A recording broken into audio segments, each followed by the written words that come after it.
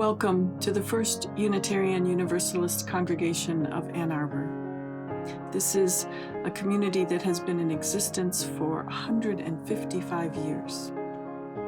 And I wonder what it was like 150 years ago to join the First Unitarian Society of Ann Arbor. What did it mean to be Unitarian in 1865? As we explore the theme of commune this month for worship, it's a good time to reflect on what does it mean for you personally to be Unitarian Universalist in 2021? What did it mean when you first joined the community? Is this a community to which you feel you belong? Is it one you can relate to? Is it relevant to your vision for the future? If you are new or joining us for the first time, welcome. And we invite you to engage with the community by staying around after the service for our social time, a time when we gather in smaller groups for conversation and discussion. It's easy. You go to uua.org/social hour. And if you're not new and have not yet tried the virtual social hour, this is a personal invitation for you to give it a try, just once. You are welcome to show up, stay for 5 minutes, say hello, and then leave. Or if you're so inclined, stick around, have some more conversation, and actually see the people you are in community with. When I light the chalice, I see you lighting your own chalices, sometimes physically or in spirit. And I can hear you saying the words along with me. So if you will, say our chalice lighting words with me. We light this chalice for the light of truth. We light this chalice for the warmth of love. We light this chalice for the energy of action. We light this chalice for the harmony of peace.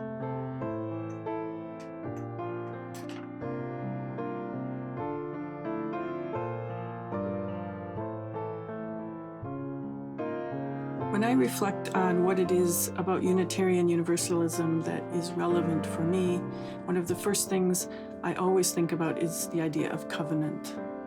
I'm drawn to this idea because it tells me not a single thing that I'm supposed to believe, but it gives me guidelines. It's promises for how we are to be in relationship with each other. And what do we do when we fall out of relationship? So I find that very comforting and challenging, and yet essential. So whether you are new or if you have said these words a million times, I invite you to say the words of the covenant along with me.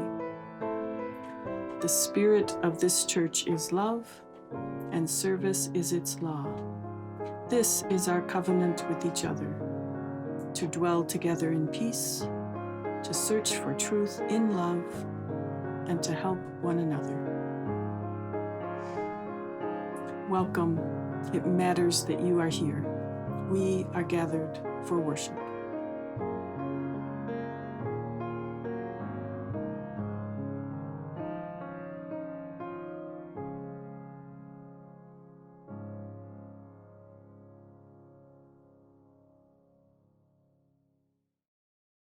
Deep river, Lord, I wanna cross over into campground. Oh, don't you wanna go to that gospel feast? The promised land where all is peace.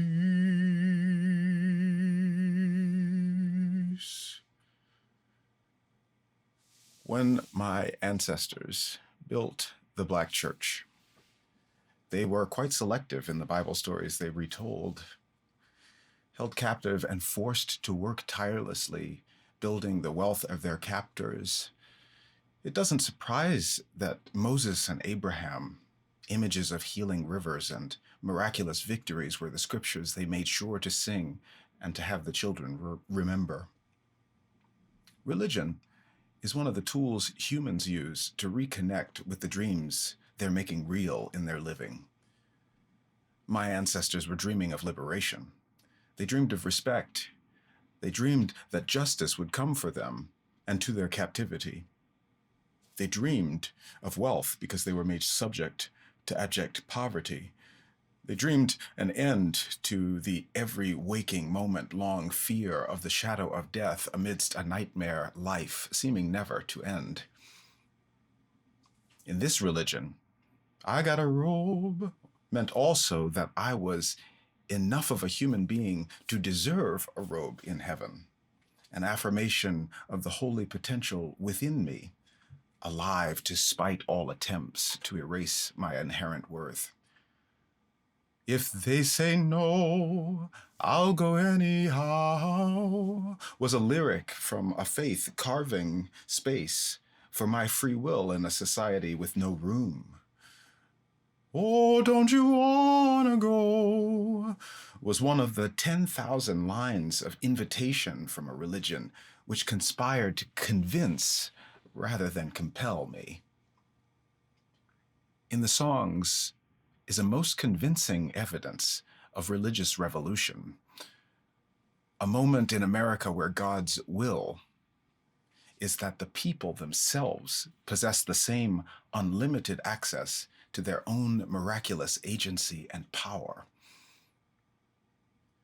Fortunately, in 2021, this truth is as easy to reach as the smartphone in your pocket.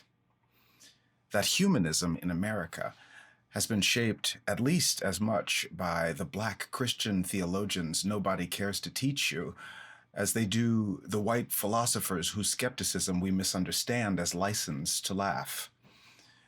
And the choice to resist unfairness in all shapes, to believe in our own worth and our own potential, to live from this place with faith that such a living will topple all that would topple love, these are the acts that make my ancestors also ours.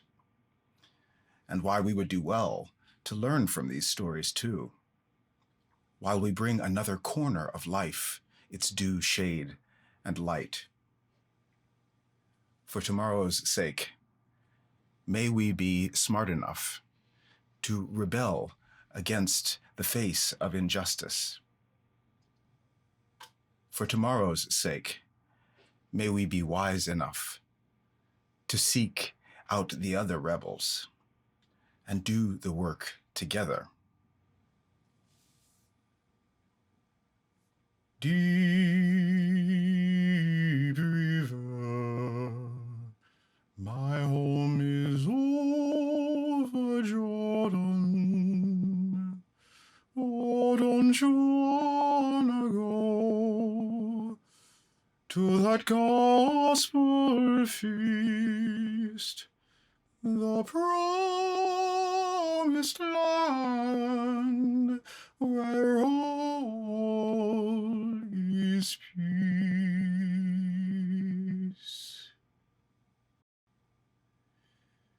May we be wise enough to find the other rebels too. Have sense enough to work together, to make the peace of the earth the sacred quest which drives our hands into each other's hands and calls all the hands to the field at love's harvest.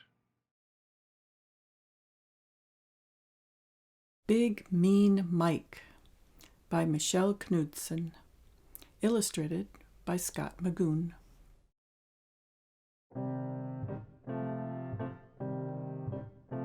Big Mean Mike was the biggest, toughest dog in the whole neighborhood. He had a big, mean bark and big, sharp teeth. He wore a big black collar with gleaming silver spikes, and his claws were big and mean and very, very pointy.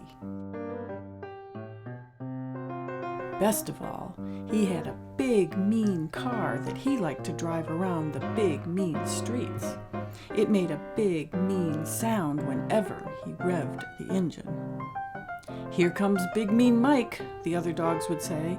"He's the biggest, toughest dog in the whole neighborhood."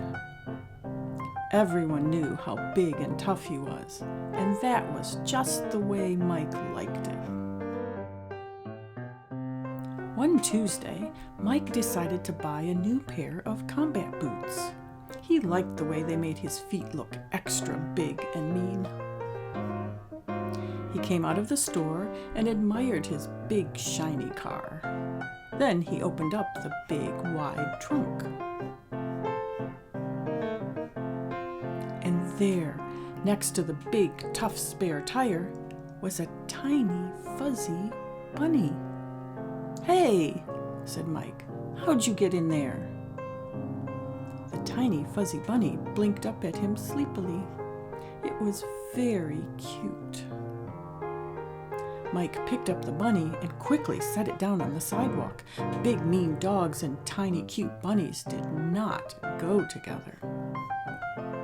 He peeled out and sped away, revving his engine a few extra times for good measure.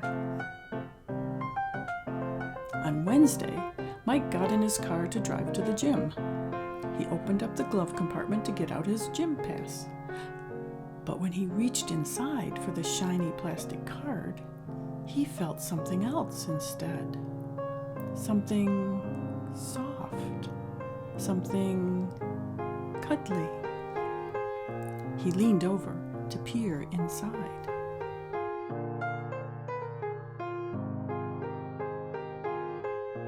The tiny fuzzy bunny was back, and this time it had brought a friend. "Hey, I told you to get out," Mike barked at the first bunny. He pointed at the second bunny. "That goes for you, too." Mike scooped up both bunnies, hoping that no one was looking. He put them down outside the car. He felt their little eyes watching him as he drove away.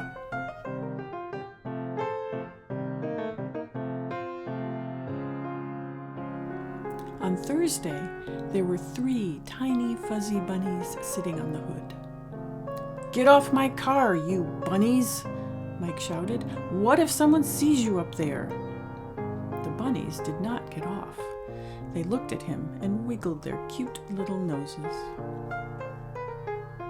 Mike picked them up one by one and put them on the ground. Then he spelled it out for them.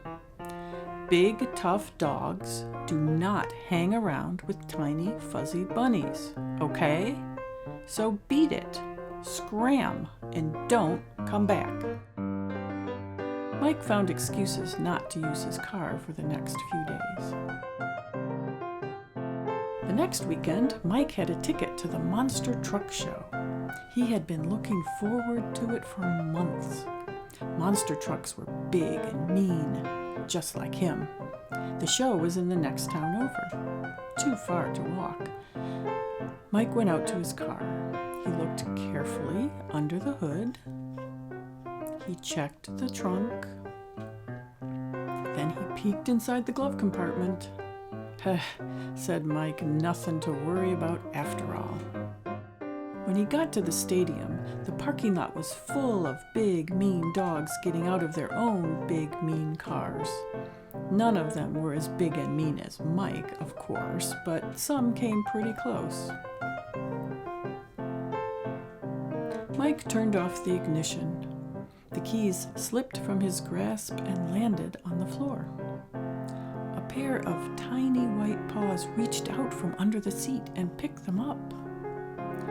"Arr!" cried Mike. He stared in dismay as 4 tiny, fuzzy bunnies hopped up onto the seat. They twitched their soft bunny ears and blinked their cute little eyes. "No more bunnies!" Mike yelled. "Get out of my car!" The bunnies just sat there, looking at him. "Fine," Mike growled. "Stay in there. I'm not missing the show because of you." He snatched up his keys and slammed the door. The bunnies gazed up at him with their sweet little fuzzy faces. "Gosh, you guys are cute," Mike said. Then he looked around. I mean, I hate cute. I'm Big Mean Mike. He started to walk away. Then he stopped and looked around again. A parking lot full of big, mean dogs was not a very good place for little bunnies. He couldn't leave them there alone. It wouldn't be safe. "Arr!" Mike growled. He had no choice. "All right, bunnies," he said.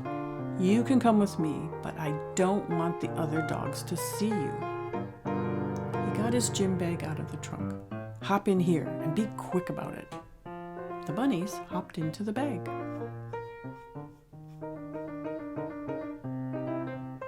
One by one, the bunnies climbed out onto Mike's lap. They nibbled pieces of his popcorn. They bounced in excitement whenever a big, mean truck cleared a jump or a little car got crunched under big, tough tires. Mike couldn't bring himself to make them go back in the bag. They were having such a good time. And so was he. It was kind of fun to have someone to watch the show with. Even better to have several someones, even if they were tiny fuzzy bunnies. When the show was over, Mike noticed a group of big, tough dogs waiting for him at the end of the aisle. "Got some new little friends there, Mike?" one dog asked. "Didn't figure you for the cute and cuddly type," said another. "Guess you're not so big and mean after all," a third dog barked. Soon, all the dogs were laughing and pointing. Mike didn't know what to do. This was terrible. His image was ruined.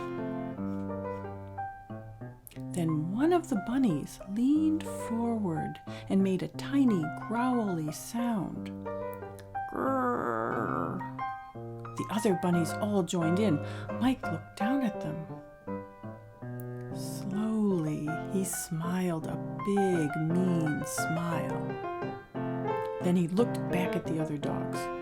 "You know what?" Mike told them. "I don't care what you think. I'm Big Mean Mike. I can hang out with whoever I want, and I like these bunnies. They know how to have a good time, and they're adorable. Any of you got a problem with that?" The other dogs all took a step back. No problem here," the first dog said. "Yeah, we were just kidding around," said the second dog. "Good," said Mike. "Now get out of our way. My friends and I are going home." From that day on, Big Mean Mike went back to driving around the big, mean streets in his big, mean car. He still did everything in his own big, mean way. And everywhere he went, 4 tiny, fuzzy bunnies went with him. And that was just the way Mike liked it. The end.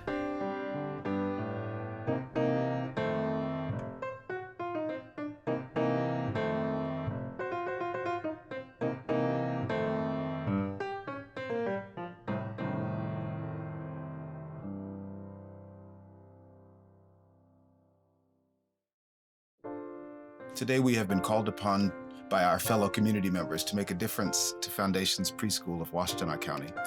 Foundations has been at work in our neighborhoods for nearly a century, making high-quality preschool and learning support a real option for our families. Foundations Preschool is helping to make the vital start of our children's education also an affordable start, an equitable and inclusive one.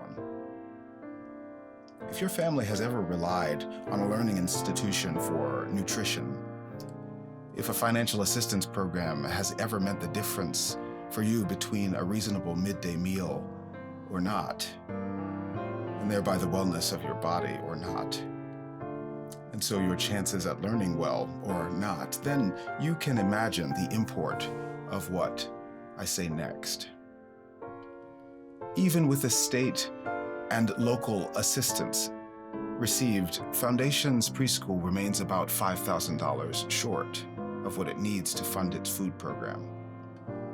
We have families in this community who could take care of that in one fell swoop. And we have families here who are being lifted and fed by these showings of generosity. Every single one of us, though, will learn how powerful a force we are willing to be to end injustice, or not. And one of the votes is yours. The well-being of tomorrow's children matters to us, yes. But we begin to matter to the welfare of tomorrow's children when we resource our neighbors with more of our generosity than gesture. This is the ecology of love, which resists injustice and fosters the growth of community from a species. Give today at UUAA.org/giving.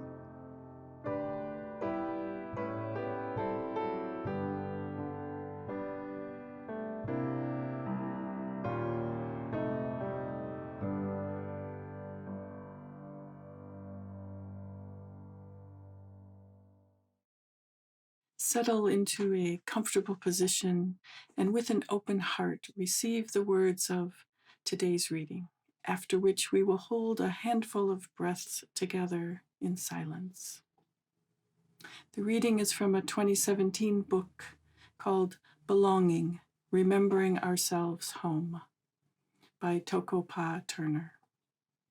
She writes, "For the rebels and the misfits, the black sheep and the outsiders, for the refugees, the orphans, the scapegoats, and the weirdos, for the uprooted, the abandoned, the shunned, and invisible ones. May you recognize with increasing vividness that you know what you know. May you give up your allegiance to self-doubt, meekness, and hesitation. May you be willing to be unlikable and in the process be utterly loved.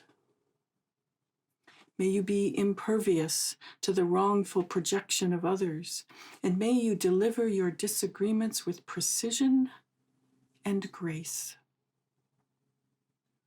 May you see with the consummate clarity of nature moving through you that your voice is not only necessary, but desperately needed to sing us out of this muddle. May you feel shored up, supported, entwined, and reassured as you offer yourself and your gifts to the world. May you know for certain that even as you stand by yourself, you are not alone."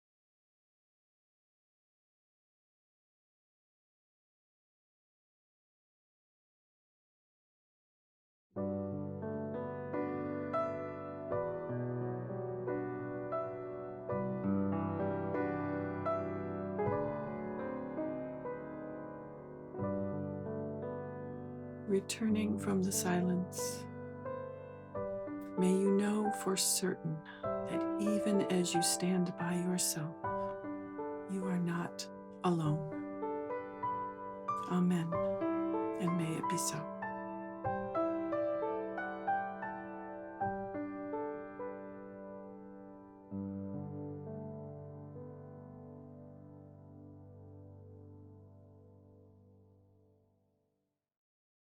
For the rebels and the misfits, may you know with certainty that you are not alone. These words by author Takopa Turner, offered as a prayer, as a blessing, resonate very deeply with me as a Unitarian Universalist. Perhaps they do with you as well, especially the choice of words, the usage of the word rebel, misfit. We Unitarian Universalists often identify ourselves in these kinds of ways, religious, spiritual misfits, even in a way that don't fit with other mainstream denominations or mainstream ways of thinking about religion, spirituality, ethics, the people with an edge to them, the rebels. I was reminded of this last week. I was in a meeting with some staff members, and we were casually sharing some stories, and I recalled one and shared one that was from my time in seminary. Our seminary process lasts for a number of years, typically 3 to 5 years of formal education and training before you even begin your initial work in a community. And one of those processes include a psychological, you could say, exam, assessment type of process. I, at that point in time in my life, 15 to 20 years ago, did not probably fully appreciate or understand what was at stake. And in fairness to me, the process back then included receiving multiple choice, fill in the answer sheet questions that numbered in the range of 500 to 1,000. It was estimated to take anywhere from 5 to 10 hours to complete all the psychological paperwork that you had to then send in to the assessment center for them to rank and grade and all that type of stuff before you even meet with the interviewer who's actually doing the assessment.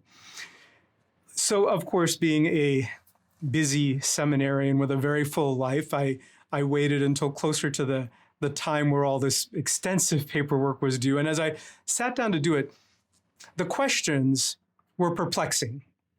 And they even went from perplexing to annoying. Along the lines of true, false, multiple choice, I talk to the devil and the devil talks to me. Sometimes, never, occasionally, all the time. Like, what am I supposed to? I think about harming animals or my coworkers. Sometimes, never, always, all the time. Questions along these, I hear voices in my head that give me directions on what I should do. I mean, it was actually on and on, like hundreds of these types of questions that I found myself really thinking, like, how do you get to this far in the process if one is this unstable? Like, you actually shouldn't be able to get this far in the process and be that unstable. Feeling rushed and a bit annoyed, I left entire assessment exams unfilled and mailed them back. And other ones that I just was so annoyed by, I randomly filled in any bubble at all, just making designs on the answer sheet and sent it in. I do not recommend that any future candidates for the UU ministry do this. Like I said, I don't know that I fully understood what was at stake. And I got lucky. My interviewer, examiner, had been in this field for decades and was approaching retirement. And I was probably not the first such candidate that he had encountered. And he was very calm as the day came when I met with him, and he sat down and said, "So, you just filled in random bubbles, didn't you?" And I said, "Yep."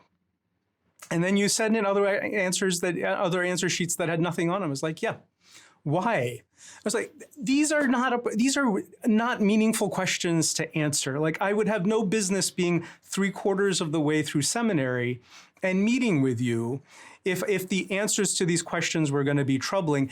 Even more so, if I was somehow in some deeply unbalanced place where some of these things you're asking about might be true for me, I would lie to you knowing that this is an assessment process. So I don't actually see any value in the selections you all made of which of these tests to send me and what the content of these exams were. The interviewer looked at me quite bemused, just kind of like this, and said, "You are so you." And like I said, I got lucky. There are candidates for the ministry that get into difficulty for far less than what I pulled in that process. And honestly, I could have gotten into quite a bit of difficulty. He understood our denomination. And in fact, I even took it as a mark of pride. Yeah, I am you. I am the person who's going to question the very validity of this exam that you've chosen for me to take. Under what criteria, I don't know, but wasting my time with questions that I feel don't have any merit for me or for the process we're engaged in. But I'll decide that for myself without any conversation or consultation with you. I was and continue to be very you in all of those regards. And quite lucky for me, that interviewer had worked with enough Unitarian Universalists that he understood our ilk, our culture, our Unitarian Universalist culture, identity, and history. That's what I'd like to speak a little bit about today in connection with identity. So this is one of the themes we've been returning to and reflecting on together in recent months. Unitarian Universalist identity and culture, what is it? The philosopher John Locke, writing one of the earliest pivotal treatise on the nature of human identity, this is back in 1690, identified that human identity, individual sense of identity, is connected to memory and history, things that we are deeply tied to, things that are a part of our lived experience. And in that regard, we Unitarian Universalists have a very rich history in which we proudly claim and burnish the credentials of being heretics to the mainstream religion. Now, for those of you who know our history, this is connected to the early 19th century. Unitarians in particular, both the Unitarians and the Universalists come out of Puritan New England forms of Protestantism and departed from more mainstream understandings within New England Protestantism. Now, when that started to happen on the Unitarian side of the family tree, the more mainstream, what became the traditional or orthodox Calvinistic Protestants began to launch what back in that age, now you may remember from civics, that pamphleteering, the use of small little printed pamphlets, was a central part of politicking in the early days of our nation. People would publish little pamphlets that had political treatises in them, thinking about important subjects, and they would distribute them as a way to help spur debate, ideological debate. Well, the traditionalists, the more Calvinistic centered Protestant traditionalists who were upset about Unitarians becoming too progressive, too liberal, launched a pamphleteering campaign against us. They tried to isolate the early Unitarians and label us as heretics, label the early Unitarian ideology, philosophy as heresy. They utilized a political tactic to try and place pressure on the early progressive Unitarians. Well, what do a people that are feeling besieged often do? They take the labels of heresy, claim them, and subvert them, turn them into a mark of pride. So alongside the label of heresy, these early Unitarian, the word Unitarian, in fact, emerged in this time period out of these pamphleteering campaigns. The heresy was called the Unitarian heresy as opposed to Trinitarian. So the people who believed in this unity behind all creation or one divine presence, that's the heresy. You don't want to be called a Unitarian. The word was in fact originally a slur. It was an insult. The early Unitarians take the slur, they co-opt it, they make it their own. And they say, yeah, we're Unitarian. We'll take that as a mark of pride that you're labeling us as heretics. And by the way, here's what we mean by being Unitarian. We're committed to the lived reality of spiritual ethics, of living into in that time period, the ethical teachings of Jesus were the central thing that they focused on in the early 19th century. So that the claiming of the label of heretic, of the slur of being Unitarian, and taking it on as a mark of pride was an early part, a defining part of our history and culture on the Unitarian side of the family, absolutely, very strongly so. And that merged into the tradition that we're now a part of, the Unitarian Universalist tradition. Now, if we take culture as being defined by these memories, by this collective memory, the history that we're a part of, bring it on up into the future. Political scientist Frank Fukuyama, he has a 2018 book called Identity. And Frank Fukuyama in his book Identity, he refers to a term, now he's a political scientist, megalothemia, which is, it's a fancy word phrase, megalothemia. It means exceptionalism. This idea of megalothemia, exceptionalism, he says, exists in every culture and society. So if we are Unitarian Universalists, and we are grounded in a particular history, a particular arc of history that creates a culture, the history of that creates our culture, defines who we are today. He notes that a sense of exceptionalism is a part of every society and every culture. I would posit that our connection to these notions of being heretics, of being rebels, of being the activists that don't accept anything just because authority is telling us to accept something, that we will turn it on its head, examine it inside out, determine if it is valid or not, whether it has value or not.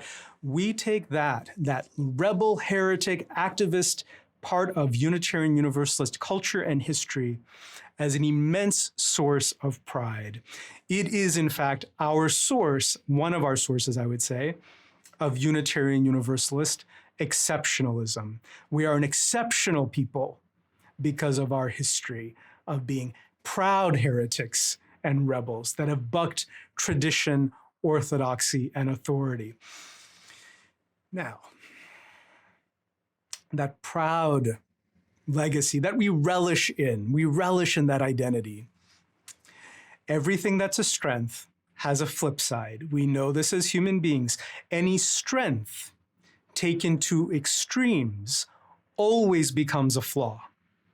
We know this as human beings. It is universally true.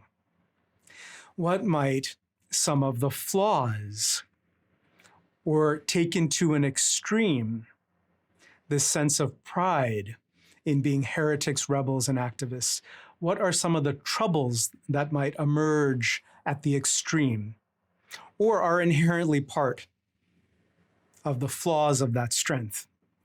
This is something that one of our forebears, now this is not a new question. I want to ground us in our history very intentionally. One of our forebears on the Unitarian side of the family, renowned theologist from the 19th century, James Freeman Clarke, in an 1854 essay entitled Polemics and Irenics, he wrote this, 1854, I wish that some competent person would write an essay on the temptations, dangers, duties, and opportunities of being a heretic. It would be an interesting and useful subject. No doubt to be a heretic exposes one to temptation. It involves mental danger and moral danger. And it also furnishes grand opportunities. The opportunities we know. We are the legacy of decades, if not centuries, of that tradition of turning things on its head, looking for the value, pushing the edges of society. Our history of being the people at the end of social justice movements, time and time again for decades and if not centuries, is born, grounded in the rebel and activist identity. We are the people that will buck all authority for the sake of what will serve humanity well.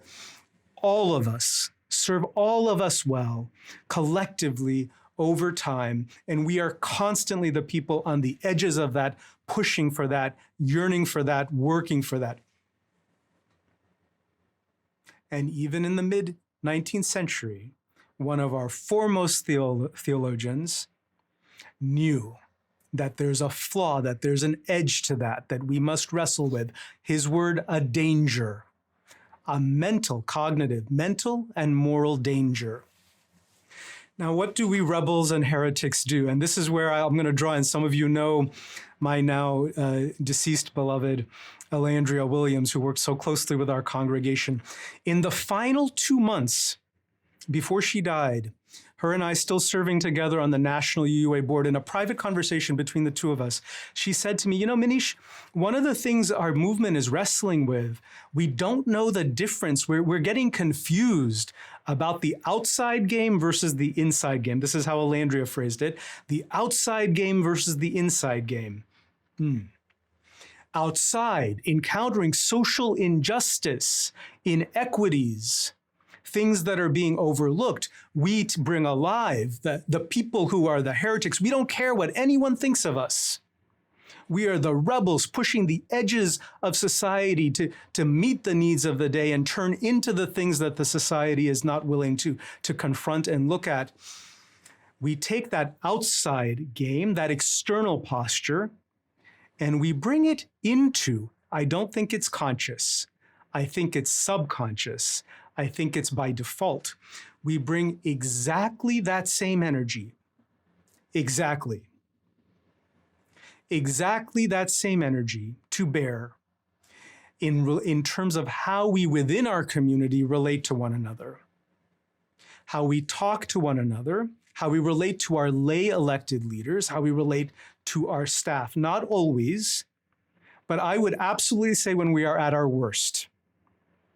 We treat our own leadership and one another in community as if we are lobbying Capitol Hill and marching with signs in our hands, shouting and yelling for the people that we are in community with to notice us, change, and take into account whatever perspective or opinion we are holding.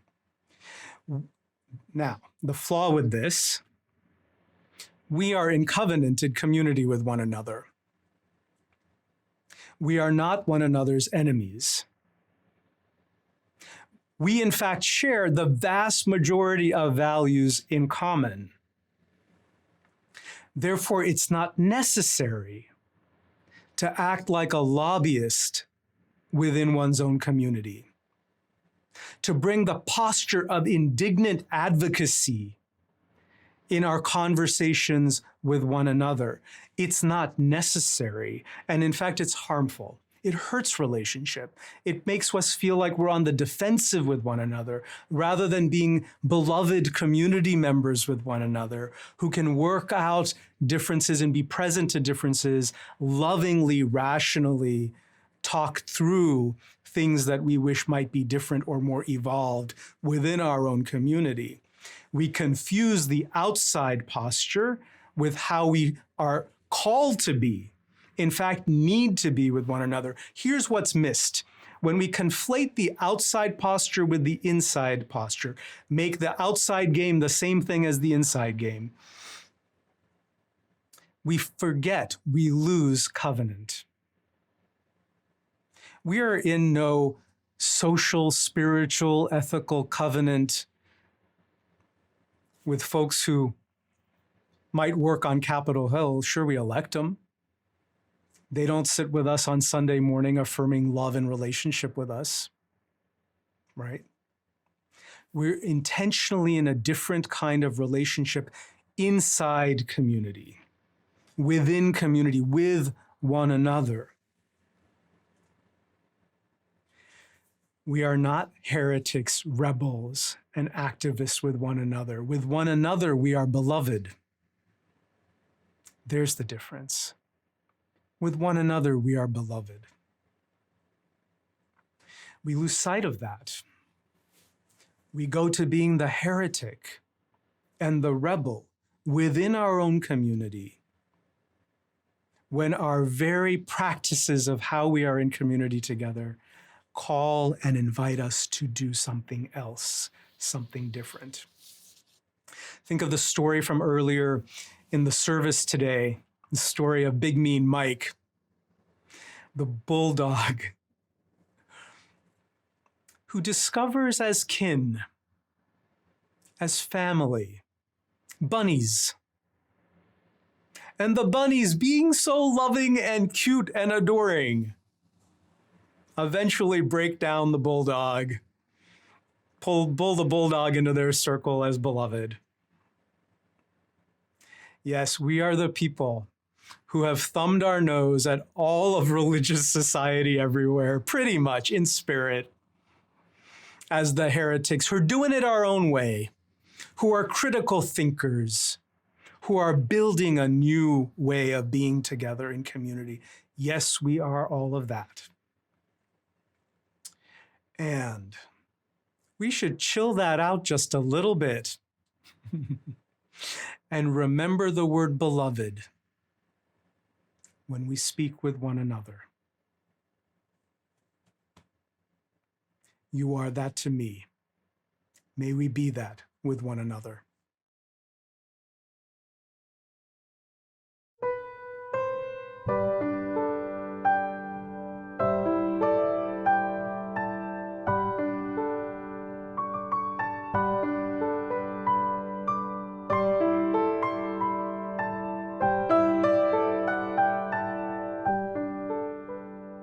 As we prepare to close out our time together for now, I'd like to offer you, my beloved heretics, a reprise of the words that we heard from author Takopa Turner. These words of blessing, which I hope may now settle in with you in an even deeper way. For the rebels and the misfits, the black sheep and the outsiders, for the refugees, the orphans, the scapegoats and the weirdos, for the uprooted, the abandoned, the shunned and invisible ones. May you recognize with increasing vividness that you know what you know. May you give up your allegiances to self-doubt, meekness, and hesitation. May you be willing to be unlikable and in the process be utterly loved. May you be impervious to the wrongful projections of others, and may you deliver your disagreements with precision and grace. May you see with the consummate clarity of nature moving through you that your voice is not only necessary, but desperately needed to sing us out of this muddle. May you feel shored up, supported, entwined, and reassured as you offer yourself and your gifts to the world. May you know for certain that even as you stand by yourself, you are not alone. The loving embrace of community surrounds you and is with you until we meet again. May it be so. Go in peace.